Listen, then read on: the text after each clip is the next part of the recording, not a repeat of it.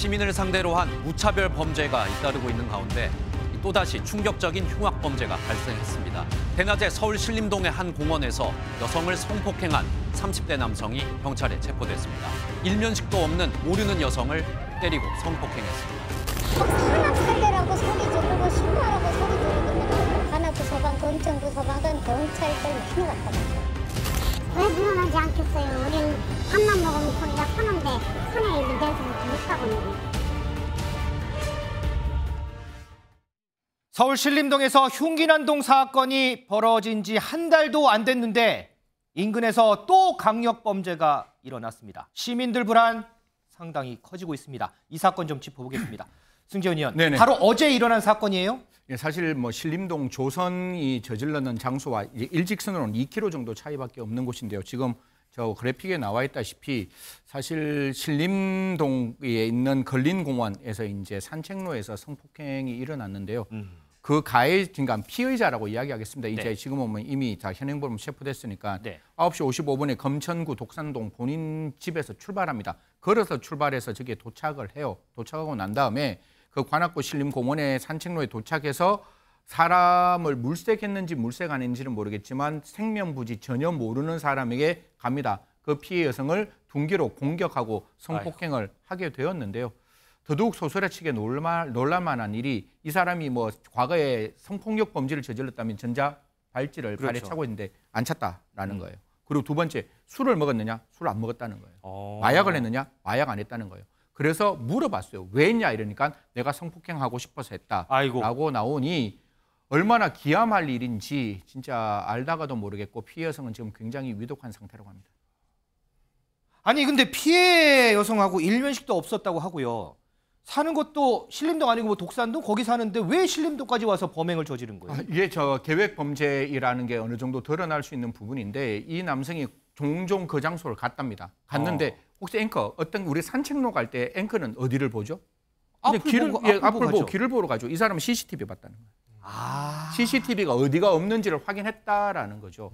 모르겠습니다. 어떤 사람이 산책로를 지나가면서 CCTV가 있는지를 확인하는지 모르겠지만 저 사람은 CCTV 없는 장소에서 아까 말씀드렸다시피 저희들이 언론 보도 준칙에 따라서 성폭행에 사용한 그 흉기를 구체적으로 설명드릴 수는 없습니다. 네. 손에 끼는 둔기로 그 피해자를 먼저 공격하고 성폭행을 했다고 하니까요. 그러니까 한 가지만 우리가 같이 공부 좀 하면 안 되겠습니까? 네. 제가 성폭력 범죄에 보면 신상공개가 되게 되어 있어요. 이게 특수 성폭행이 되기 때문에 신상공개 대상이거든요. 네. 그리고 신상공개는 성폭력 범죄를 범하고 명백한 증거가 있고 현행범이잖아요. 네. 그냥 국민의 알 권리를 충족하고 이 사람 청소년 보호법상 청소년 아니거든요. 그러면 제발 관악경찰서인 같은데 신상공개 좀 해주십시오. 이런 어떤 흉악한 범죄자들 사회에서 좀 이렇게 없애기 위해서는 저는 신상공개 적극적으로 검토하는 거 필요하다는 말씀 드리겠습니다. 일단 경찰 조사가 진행 중이고 구속영장도 신청을 할 거라고 하고요. 검찰 조사도 넘어가고 하니까 그런 부분들은 조금 진행되는 절차들은 좀 보겠습니다.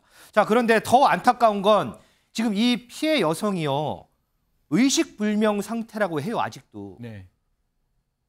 폭행이 얼마나 심했으면 이 상태까지 갔을까요? 네, 먼저 저는 마음속으로 진심으로 이 피해자가 건강을 회복하기를 진짜 원하고 있습니다. 아까 제가 말씀드렸다시피 손에 끼는 그 도구로 피해자를 먼저 폭행을 했다라고 하고 폭행했는 부위가 제가 알기로는 신체에 굉장히 위험한 머리 쪽이라고 저는 들었습니다. 아직까지 경찰은 이 부분을 명확하게 설명하지 않아서 그러한 어떤 손에 끼는 둔기로 피해자에게 폭행하고 난 다음에 성폭행을 했기 때문에 굉장히 피해자 입장에서는 굉장히 소스라치게 놀랄 수밖에 없고 제가 거듭 말씀드리지만 경찰은 좀 이런 부분 지금 경찰이 최선을 다하고 있다는 걸 저는 알고 있습니다. 네. 그럼에도 불구하고 과거의 경찰이 아닌 현재의 경찰로 좀 바뀌었으면 좋겠어요. 과거에는 범죄가 발생하면 빨리 출동하기 위한 지구대 체제를 만들었지만 지금은 국민 옆에서 국민을 지켜줄 수 있는 경찰을 원하고 있습니다. 그 지구대가 파출소로 변하고 파출소가 다시 한번 우리가 방범초소로 좀 변해서 분명히 제가 말씀드리지만 아날로그로 CCTV가 있다 할지라도 사람이 그 장소에 있는 거하고는 완전히 다르거든요.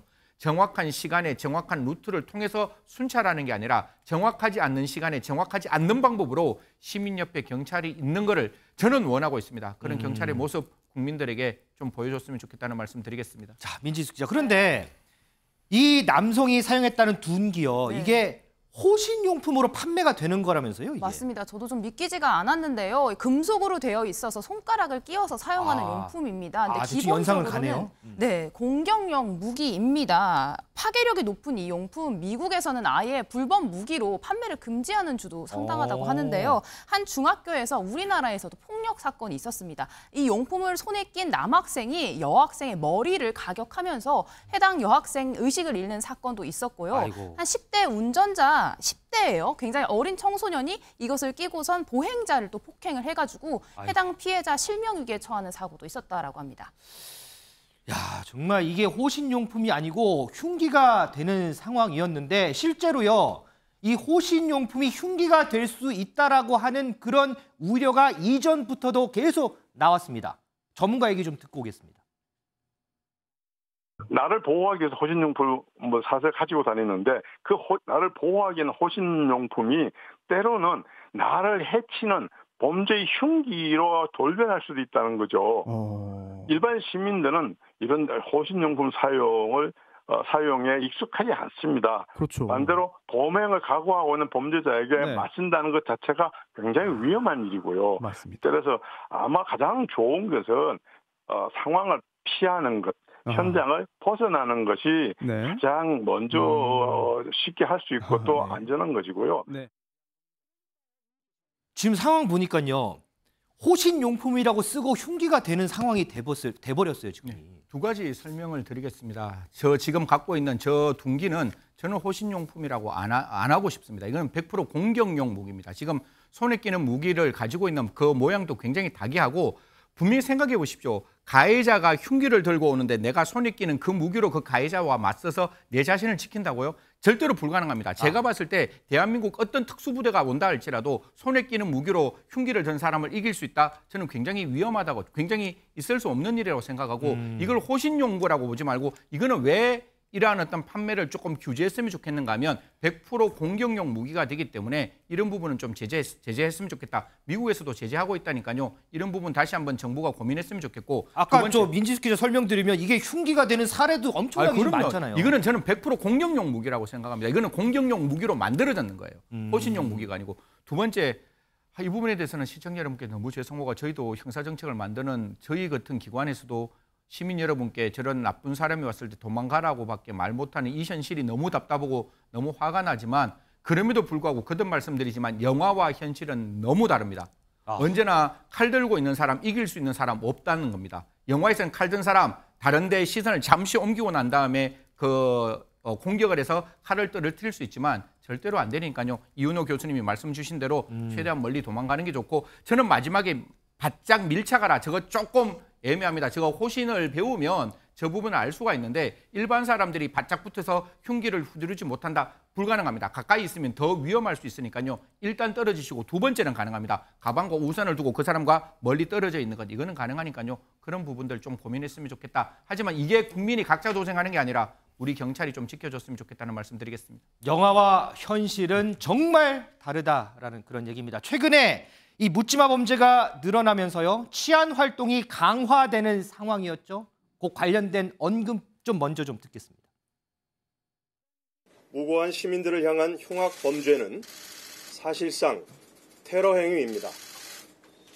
경찰은 지금 이 순간부터 국민 불안이 해소될 때까지 비상한 각오로 흉기 난동과 그에 대한 모방 범죄 등 흉악 범죄에 대응하기 위한 특별 치안 활동을 선포합니다. 정부는 이들 사고를 엄중히 인식하고 범죄 발생 우려 지역을 중심으로 경찰력을 집중 배치하여 경계와 순찰 활동을 대폭 강화하고 있습니다. 그리고 유사 흉악 범죄가 발생하는 경우에는 총기, 테이저건 등 정당한 물리력 사용을 통해 과감히 제압할 방침입니다. 한민수 대변인, 저 언제 영상 봤지만 윤익은 경찰청장이 특별 치안 활동 선포한 게 지난 4일이에요. 이 사건 일어난 게 어제 17일이에요. 13일밖에 지나진 않았어요. 어떻게 보세요, 이거? 일단 경찰 수장이 저렇게까지 얘기하고 총리도 얘기했는데 이런 정말 끔찍한 범죄가 일어났다는 건 경찰로서는 특히 정부로서도 국민들 볼 면목이 없을 겁니다. 뭐 경찰 장갑차 총을 든 특공대까지 나타났지만 이게 보여주기 아니냐 이런 비판들이 있었는데 결국은 이걸 예방하지 못했다는 것은 비판을 살 수밖에 없는 대목이고요. 물론 경찰로서 한계가 있을 수 있을 겁니다.